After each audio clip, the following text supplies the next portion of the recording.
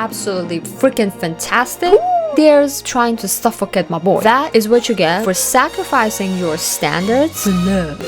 Hey, it's Viv from Tiny Wave TV, and this is my Legend of the Galactic Heroes Journal, the Gaiden Edition, the last entry. Y'all, I had to drag my ass to the desk, sit myself down, and tell myself, girl, just start. Well, to be very honest, part of the reason this is taking longer than it should is work. I am this close to just declaring insanity at this point, but definitely the post-Gaiden depression as well. Knowing that there's no more of the good stuff. No. But as always in life, one's got to push through and get things done. So here we are. And you know what? The moment I put the episode on, the galaxy came up and the music. Girl, the music. It put me right where I needed to be mentally to open up the Word document and get to writing. If you had told me over a year ago before I started this journey, if you had told me, Fate, there will come a day when you will seriously jam to classical music. You look up the songs, add to playlist, play in the car. I'd be like, huh? This show brainwashed me. There's no other explanation. Because like chapter 1 of this last arc, the narrator is talking about losses and dishonors, and this dude is being court-martialed, and here I am headbanging to Mozart, like...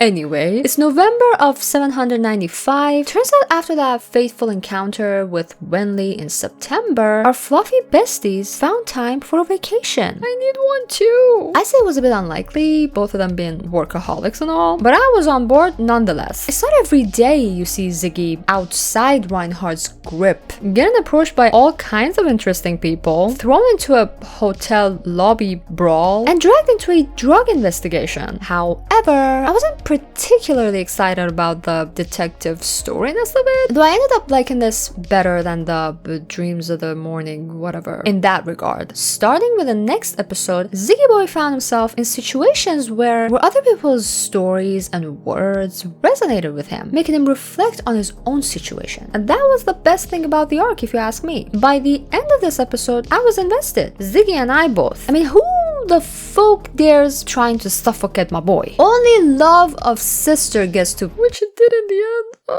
You know how sometimes when you're reading a book, you suddenly realize that you've been reading with your eyes but not with your brain? I want to say I was watching episode 3 without using my brain, but I was starting to kind of zone out when suddenly Ziggy started floating.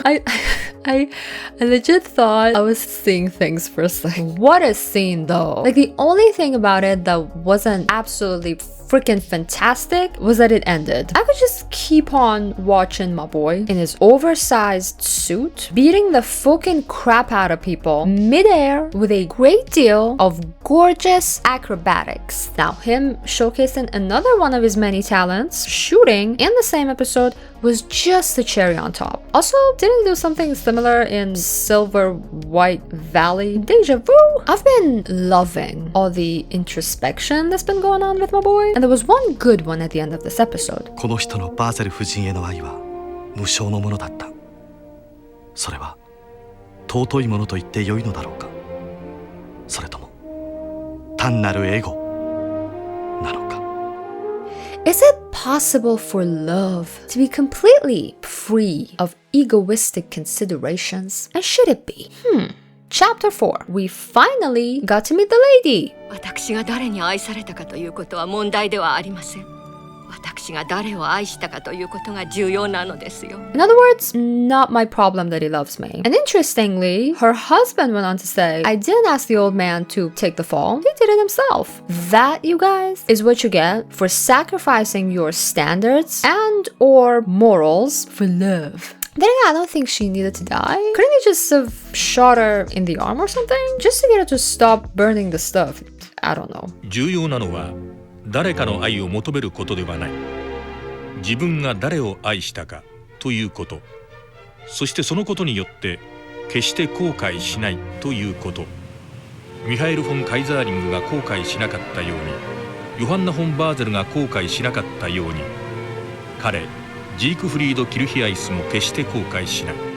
he did regret his actions though. When Ziggy told him how his decision had affected people, the bigger picture and everything, I don't think he wouldn't regret killing her. She, on the other hand, got what she wanted. She preferred to die rather than turn her husband in. I don't know, y'all. Loving someone, expecting nothing in return, and having no regrets? Girl, I don't know about that. Anyway, Reinhardt is here. それよりどうだ俺がいない間羽を伸ばせたか He did fly for sure. うるさい相棒などいない方がよかろう For sure. いえ、私の羽はラインハルト様のおそばにいてこそ伸ばせるのです。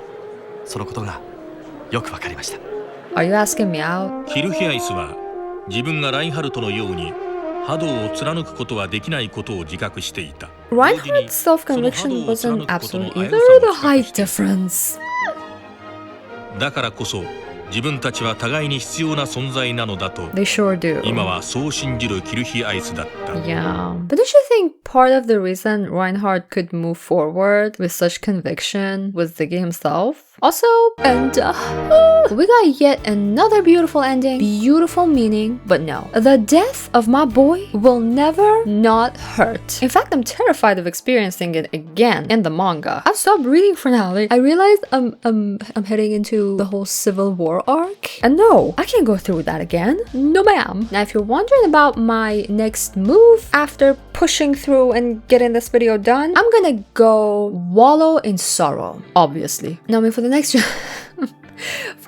journal, I haven't decided yet. Should we have the DNT edition or do another anime? Actually, I'm gonna watch DNT next. I'm also planning to record something before I officially get into it. You see, I need to nag. So look forward to whatever that is gonna be. But yeah, what do you think we should do with DNT? I mean, the journal format is always an option, but I've been thinking about freestyling it, you know? So yeah, leave your thoughts in the comments. And finally, there's nothing left to do but roll out the red carpet for you. Galactic Legends, for following this journal all the way till the end. I have prepared a little something for you. Yeah, I wasn't gonna do it. I kept changing my mind, you know? And then I saw this thread on Twitter by Legend of the Galactic Heroes Moments, shout out, which included every time I sang the OST throughout the journals. I mean, isn't that the sweetest thing? I'm so grateful. And it gave me the courage to, yes, so let's just get into it. 思い出を数える日を待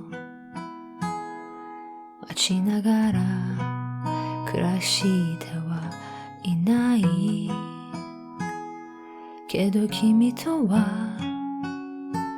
遠い日まで長い付き合いになり思い出積み重ねそうな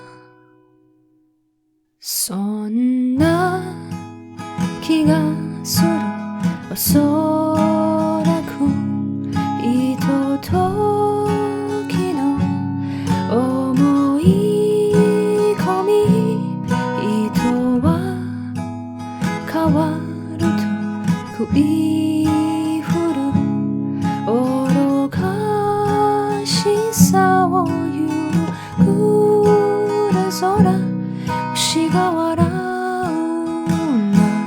長い付き合いそれこそ糸という文字のまま支え愛してそれでもお互いの夢をかけるそれもいいね